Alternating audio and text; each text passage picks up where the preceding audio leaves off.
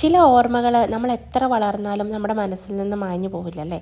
അതുപോലെയുള്ള ഒരു മധുരിക്കുന്ന ഓർമ്മ അല്ലെങ്കിൽ ഒരു സന്തോഷം തരുന്ന ഒരു ഓർമ്മയാണ് കേട്ടോ എനിക്ക് ഈ ഒരു റെസിപ്പി ഉണ്ടാക്കുമ്പോൾ തോന്നുന്നത്. കുട്ടിക്കാലത്ത് ഞങ്ങൾക്ക് ഇടയ്ക്ക് കിട്ടിയിരുന്ന ഒരു വലിയ ചെറിയ ലക്ഷറി ആയിരുന്നു ഇടയ്ക്കുള്ള പുറത്തു പോക്കും ഇന്ത്യൻ കോഫി ഹൗസിൽ നിന്നുള്ളൊരു മസാല ദോശയും ഒരു സിനിമയും അങ്ങനെയൊക്കെ. അച്ഛനും അമ്മയും ഞാനും എൻ്റെ അനിയനും കൂടിയുള്ള ആ നിമിഷങ്ങൾ എന്നും എനിക്ക് പ്രിയപ്പെട്ടതാണ് കേട്ടോ. ആ ഓർമ്മകളിൽ എന്നും നിറം പകരുന്ന ഒന്നായിരുന്നു ഇന്ത്യൻ കോഫി ഹൗസിൽ കിട്ടുന്ന റെഡ് കളർ മസാലയുള്ള മസാല ദോശ.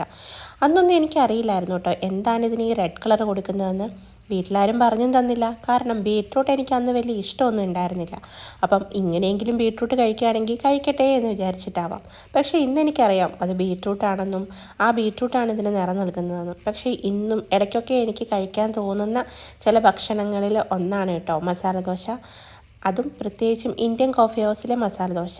അന്നത്തെ ടേസ്റ്റ് ഇന്നത്തെ മസാല ദോശയ്ക്ക് ഉണ്ടോ എന്നെനിക്കറിയത്തില്ല. പക്ഷേ ഓർമ്മകളെ ഇങ്ങനെ മനസ്സിലേക്ക് വീണ്ടും വിളിച്ചു വരുത്താൻ വേണ്ടിയിട്ട് ഇടയ്ക്കൊക്കെ ഇന്ത്യൻ കോഫി ഹൗസിലെ മസാല ദോശ മനഃപൂർവ്വം അവിടെ പോയി ഓർഡർ ചെയ്ത് വാങ്ങി കഴിക്കാറുണ്ട് കേട്ടോ. അന്നൊക്കെ ഇന്ത്യൻ കോഫി ഹൗസ് ഭയങ്കര ഒരു ലക്ഷറി ഹോട്ടൽ പോലെയായിരുന്നു ഫീൽ ചെയ്തിട്ടുണ്ടായിരുന്നത്.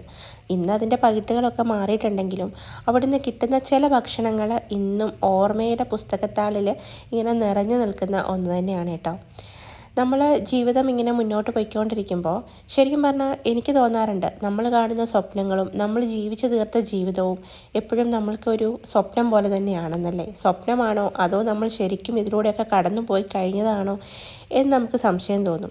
എന്തൊക്കെയാണെന്ന് പറഞ്ഞാലും സ്വപ്നമായാലും ജീവിച്ചു തീർത്ത ജീവിതമായാലും ഒന്നിലേക്ക് നമുക്ക് തിരിച്ചു പോകാനോ അതൊക്കെ ഒന്നും കൂടി കാണാനോ അനുഭവിക്കാനോ നമുക്ക് സാധിക്കില്ല. പക്ഷേ ഓർമ്മയുടെ താളിൽ അതൊക്കെ മായാതെ മങ്ങാതെ അങ്ങനെ നിലനിൽക്കുകയും ചെയ്യും.